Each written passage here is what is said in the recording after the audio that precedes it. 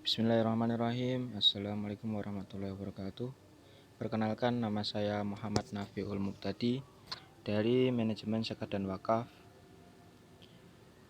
Nah, di sini saya memenuhi tugas UTS dari Ibu Siti Kiptiah yang berjudulkan Fleksibilitas Pemaknaan Wakaf Tunai di Indonesia, Studi terhadap Lembaga Filantropi dan Keuangan di Indonesia. Nah, di sini dijelaskan keputusan MUI mengeluarkan beberapa keputusan sebagai berikut, yaitu wakaf tunai adalah wakaf yang dilakukan oleh seseorang, lembaga maupun badan hukum dalam bentuk uang. Selanjutnya, mana atau arti dari uang yang dimaksud mencakup surat berharga, dan status hukum wakaf tunai adalah boleh atau jawas. Wakaf tunai hanya biasa dipergunakan untuk sebuah keperluan yang diperoleh menurut Islam. Yang terakhir, nilai utama dari uang dan keabadian harus terjaga dan tidak boleh dijual, didonasikan maupun diwariskan. Dinamika pengelolaan wakaf tunai. Pelaksanaan wakaf tunai sangat dinamis dalam masyarakat Indonesia. Meski demikian, bagaimana berdasarkan konseptual di kalangan ulama, akademis, dan praktisi mengenai konsep wakaf tunai ini, dan bagaimana pengalaman, kesuksesan, dan ketidaksuksesan lembaga-lembaga filantropi Islam dan lembaga keuangan Islam di Indonesia dalam menggalang dana sosial melalui wakaf tunai masih memberikan ruang untuk dianalisis lebih lanjut. Aspek perundangan-undangan. Sebagai sebuah konsep yang relatif baru ditemukan dan diadopsi oleh kaum muslim di Indonesia, wakaf tunai juga dipahami dan dilaksanakan secara beragam dan dalam konteks tertentu, diperdebatkan oleh berbagai kalangan. Hal ini bisa dipahami karena wakaf lebih identik dengan barang atau lahan dari perundangan.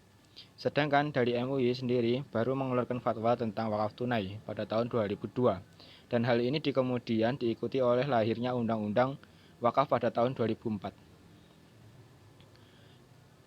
Nah, di sini dari lahan tanah menjadi wakaf tunai. Bahwa tradisi wakaf tunai sebetulnya menerapkan fenomena tradisi muslim perkotaan. Semakin menyempitnya aset dan proses pemerintahan ekonomi yang harus tumbuh menjadi salah satu alasan mengapa praktik wakaf mengalami pergeseran. Di pedesaan hampir sulit untuk ditemukan praktik wakaf tunai. Pasalnya, praktik wakaf lahan atau bangunan masih sangat mungkin dilakukan. Biasanya wakaf lahan dilakukan oleh seorang ketika mengawali pendirian bangunan tempat ibadah, bangunan lembaga pendidikan seperti pesantren atau madrasah dan sebagainya. Oleh karena itu, tradisi wakaf ini sejatinya beriringan dengan perkembangan sebuah kawasan yang dari desa kecil, terpencil, dan berkembang cepat ketika seseorang mewakafkannya untuk dijadikan sebagai tempat berdirinya lembaga keagamaan dan pendidikan. Nah, di sini saya menjelaskan lembaga wakaf tunai. Ada berapa sih lembaga? Ada apa saja sih lembaga wakaf tunai di Indonesia?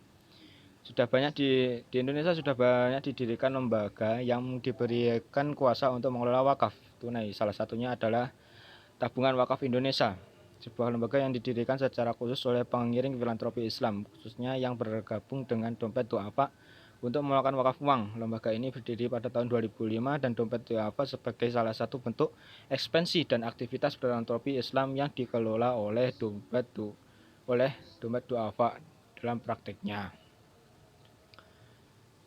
TWI menerima pengelolaan harta wakaf dalam bentuk tunai, antara lain uang, emas, dinar, dirham, serta perhiasan emas dan perak lainnya. Hal itu juga dilakukan oleh lembaga-lembaga lain yang mengelola wakaf tunai di Indonesia, baik yang dikelola organisasi masyarakat sipil atau yayasan-yayasan Islam. Perkembangan wakaf tunai. Secara historis, pada abad 16 tahun dan 17, perdebatan di kalangan para ulama tentang wakaf uang untuk kepentingan sosial sudah terjadi. Contoh, pada Khalifah Turki Utsmani, wakaf tunai sudah dipraktisi secara luas dalam masyarakat muslim. Nah, sebagai ulama mengajukan berbagai alasan dalam mendukung praktik wakaf tunai. Salah satunya adalah terkait dengan praktek kebiasaan masyarakat, customer practice. Pada masa pemerintahan Utsmani, namun tidak demikian halnya dengan negara-negara Arab seperti Mesir, wakaf tunai merupakan sumber kredit yang penting. Sementara kalangan ulama yang menolak praktek ini beranggapan bahwa tanah atau lahan berada dengan uang, sebab pada nilai value tanah dan lahan tidak mengenal inflasi dan deflasi. Nah, selanjutnya wakaf tunai versi menengah. Ada beberapa faktor yang menjadi masyarakat kelas menengah atau wakaf tunai. Yang pertama, faktor sosial ekonomi. Secara ekonomi, sebagian pernah disinggung sebelumnya, peranan sekelas menengah dan penguasa aset tidaklah terlalu besar. Nah, keterbatasan dalam penguasaan kapital atau modal yang dimiliki oleh kelas menengah menjadikan aset yang dimiliki oleh individu kelas menengah saat ini juga terbatas, terutama di kalangan pegawai atau pekerja seperti guru, dosen, pedagang, PNS, dan lain sebagainya. Yang kedua, faktor sosial politik. Kelas menengah juga memiliki peran aktif di sektor politik. Mereka menjadi birokrat, pegawai, aktivitis partai politik, kegiatan sosial, dan aktivitas keagamaan. Ketiga, faktor sosial dan keagamaan. Baik, cukup sekian penjelasan dari saya untuk tugas UTS pada hari ini. Ada kurang lebihnya saya mohon maaf sebesar-besarnya. Akhirul kalam, wassalamualaikum warahmatullahi wabarakatuh.